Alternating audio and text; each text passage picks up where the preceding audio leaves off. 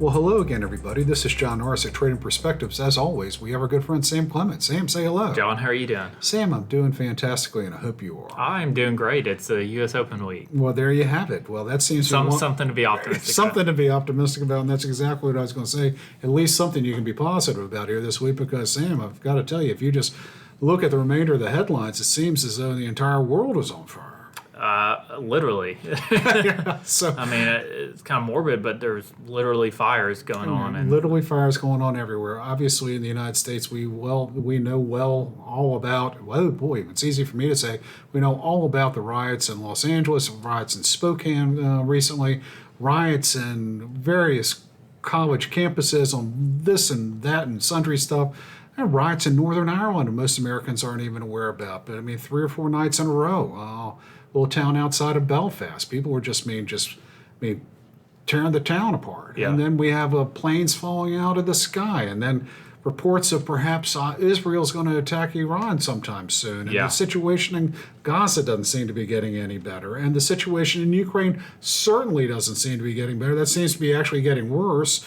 The Chinese are still as prickly as ever. And yet, Sam, drum roll, buddy, the U.S. stock markets don't seem to have cared at all. It's like we seem to be standing at the precipice of annihilation, and U.S. investors are still throwing money into the stock market. Yeah, and you mentioned a lot, and I would say the most impactful of those just to the U.S. markets would be Iran and Israel right now. I mean, just focusing on what may happen this weekend, and it seems like this is the most, or the closest maybe, it's getting to something actually really substantial happening, and so...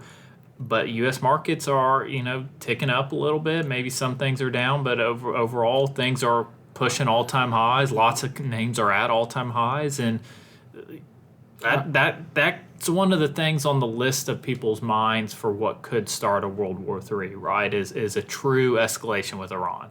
True escalation with Iran, how they respond, and just the whole thing is. Like I said, we're standing on the precipice, and yet U.S. investors don't seem to matter. It seems as though that downturn that we had in tech stocks right after Liberation Day, that is completely forgotten. I mean, all that's come roaring back. Names like NVIDIA are well back above recent highs, and you just kind of take a look at everything. It's as though people just don't pay attention to the news or don't care. Which one do you think it is? I think it's a little bit of both. I think some people are paying attention to it less and other people just don't care. And I think those both are really coming from the fact that, and we've talked about it a little bit, but for so long, people have been accustomed to buying dips and it working out really quickly. Yes. 22 was kind of not there was some pain if you were buying dips, but even then, we got back to highs pretty quickly in 2023. Yeah, and then 24 we were off to the races again for the most part. And so it's different than those, you're buying a dip and you're getting undercut again and 20% down after that. And so that's, to me, the biggest driver of it is the post-Great Recession has been the winning trade has been to buy a dip. Well, and it's not just maybe a short-term dip. I mean, it's kind of like, it's crazy how it works. And even after the financial system near collapse of the U.S. banking system in 2008, markets came back in 2009 like a house on fire. It was ridiculous. Yeah. 2018, during the fourth quarter, was one of the more painful quarters in my career. And all was forgotten once the clock turned or the calendar turned, and the markets are up like a bottle rocket during 2019. You mentioned what happened in 2000. You didn't mention what happened in 2020. The markets completely fell apart. It was in like March. The sky is falling. I mean, just like, oh my God, we'd shut down the economy. It's just horrible.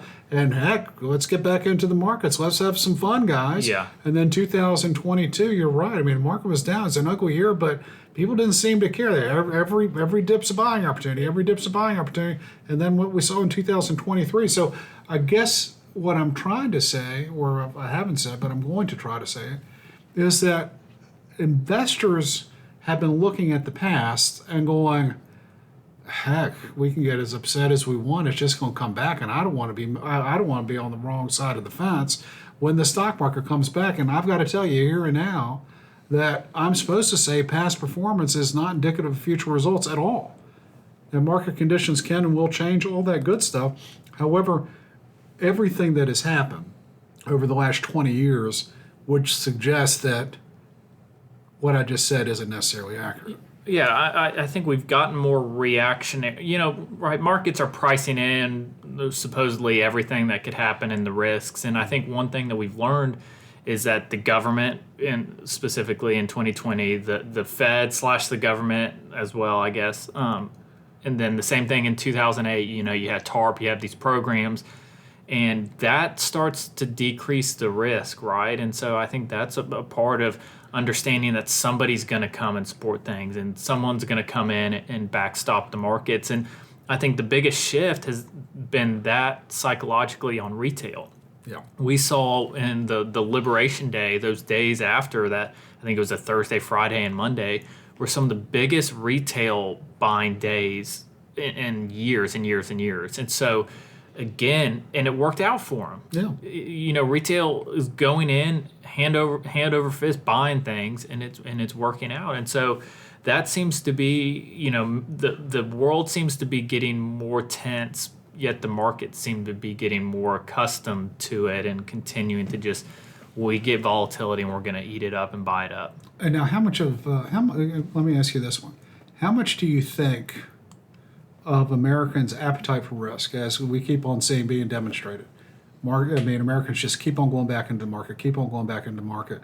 How much of that is just due to the fact that, unlike maybe previous generations or a couple decades ago, the average American retail investor can pretty easily get back into the market in a pretty diversified manner by buying an exchange-traded fund or buying what index mutual fund or something like that, knowing that they can diversify at least their unsystemic risk away pretty easily, that they're not going to go to zero by putting in an S&P 500 proxy. Maybe they go down 20%, but okay, I can take that if I know that the long term is up. How much of that acceptance of risk is just due to the fact that we have changed the retail nature of investing so dramatically, even in the span of my career? I think that's one of, if not the largest driving factor. And I mentioned the retail fund flows in those days after Liberation Day. That was largely, I've listened to and read to some of the CEOs and founders of some of the large brokerage firms, and they're saying, people are buying individual stocks in this market, but retail's they are buying up so much of these passive ETFs. Bushelfuls. And that has been that big shift, I think, and that has given retail more confidence, right? Like you never know. I've said this before, that the average company in the history of the U.S. market actually does pretty poorly, but the market as a whole does really well. Yeah. And so that retail's kind of learned that you can diversify out that systemic risk or that unsystemic risk, and why not? You're getting to the retail. It feels like people think they're getting things at a discount, which has always been said, but not as much acted upon. Well, do you think that's part of the reason why some certain tech names, which had gotten beaten up, bounced back so quickly? It wasn't necessarily investors going out and buying the individual names. You just have everyone throwing their money into your large cap ETF product of choice, and because of how these funds are created, they have to go out and buy these names. And then if you have a name, like I've already picked on NVIDIA, so we do own it in a couple of client accounts, but we don't make a market in it and all that stuff. I don't own it directly, all that. But we've already mentioned that name. It's like, okay, well, it's a huge part of the index, and if you buy an index fund, the index fund manager has to go out and buy it. Yeah. So if everyone's throwing their money in SPY, VOO, or you choose your poison, VFINX, any of them, all of a sudden they just have to buy NVIDIA, regardless of what had happened previously. I think that's a part of it. I also think that, when we've gotten some of these market freakouts, that things as a whole sell off, right? And then you get the maybe clear-headedness that comes a few days later that, hey, maybe some of these companies' earnings aren't really as impacted by tariffs in this example, or COVID in that example, or what have you. And I think that's been a big driver of it too, is that a lot of these tech companies now are less cyclical than I think tech companies may have been in the past. Yeah, I mean, you talk about Meta's business model and ads. That's basically their business model is ads.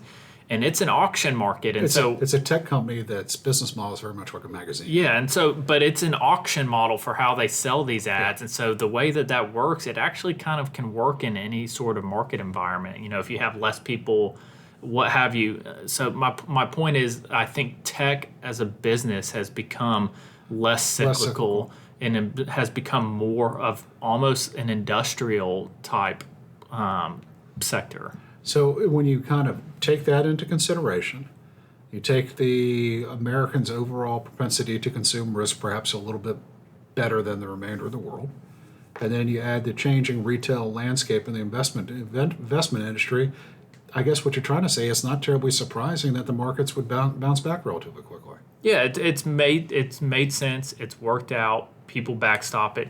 He talked about the taco trade and that Trump's going to chicken out on the worst case scenario, and whether it's something under Biden, what the Fed's going to do, TARP. I mean, there's several decades of precedents that things tend to work out well, and there's always the risk. What if there's going to be at some point in the history of the market going forward this a global concern, a systemic concern, something that's really shaking things up.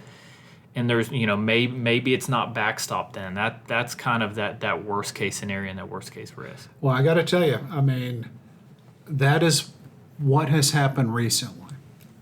Now we're supposed to say, past performance is not indicative of future results, as I've always said. And if you go back in time, that's kind of true too, because yes, past performance has been indicative of future results. I mean, past whatever recently. However, if you had bought the market during the first quarter, just bought an S&P 500 index fund, during the fourth quarter of 1999, just to watch it get clobbered in 2000, 2001, and 2002. And there was dips you bought. If you just held on to it, the S&P 500 didn't get back to where its 1999 highs for like 12 years. Yeah. Or something like that. So it hasn't always been the case, but if you did buy various dips, your return wouldn't have been quite so bad. So the market doesn't always necessarily come roaring straight back. So I do think that there has been some change in overall investor behavior, and I do think this will continue to last until it doesn't, and we're going to need to have some sort of exogenous sort of event that will force the U.S. investor to or change the U.S. investor's risk tolerance. Yeah. It could be a bomb. It could be anything. Don't know what it is, but it's going to take a shock to overall U.S. investor psyche in order to change the behavior. I mean, it could even just be the left and the right in U.S. politics not being able to come to an agreement on a package to support whatever happens and breaks down the road. I mean, I won't say TARP was necessarily fully bipartisan and completely agreed upon, but it's hard to imagine we're not less fractured now as a government than we were. Well, we're far more fractured now than almost 2 decades ago. Well, I'll tell you, when TARP came out,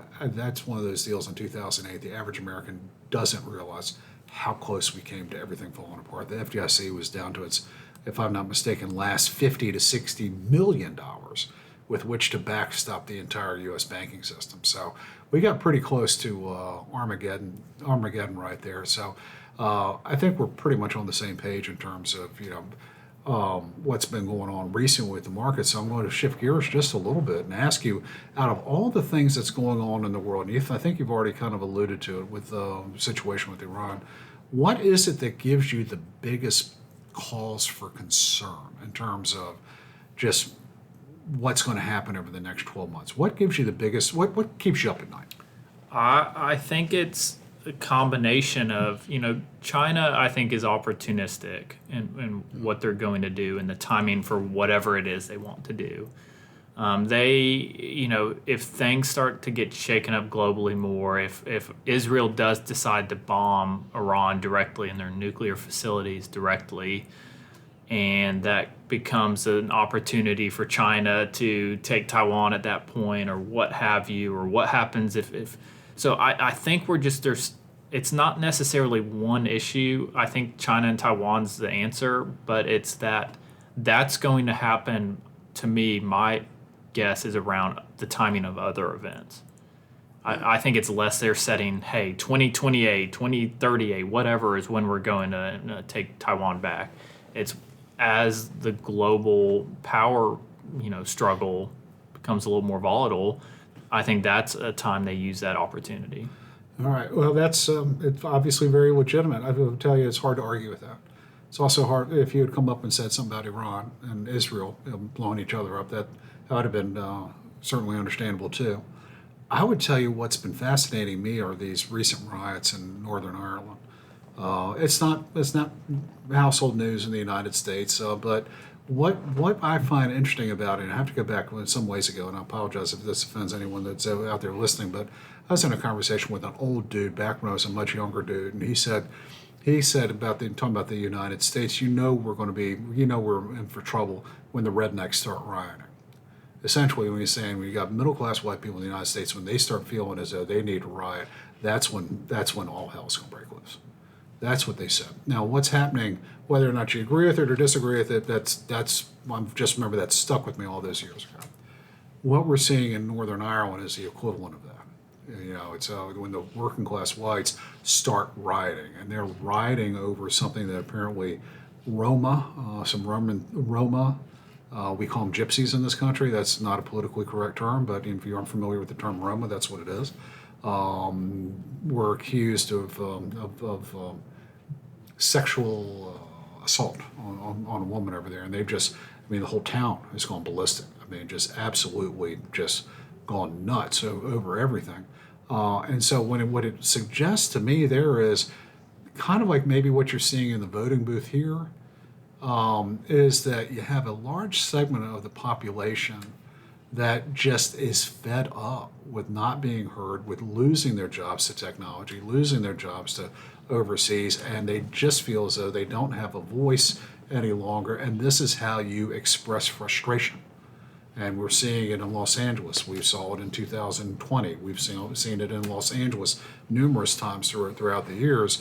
And so when I see what's going on in Northern Ireland, when I see sort of what it traditionally has been the backbone of English or British society start to feel as though they're no longer being heard, that gives me grave concern. And it should for that country as a whole, and it should give the people in Westminster some pretty significant concerns as well. So when I see that and see what's going on throughout the remainder of Europe, and see how the Romanian Supreme Court essentially validated elections. I'm not sure you pay much attention to that. It's just like, I'm sure there was some legal reason, but sort of like, what are you doing here? And then, the AfD in Germany, they could be despicable, but how did they get shut out? The polls. Then you have what's going on in Poland. You have what's going on everywhere. It's just like the establishment won't let the people's voice be heard in a lot of places, and it seems to be happening in the United Kingdom. And it's just like, how does that end well?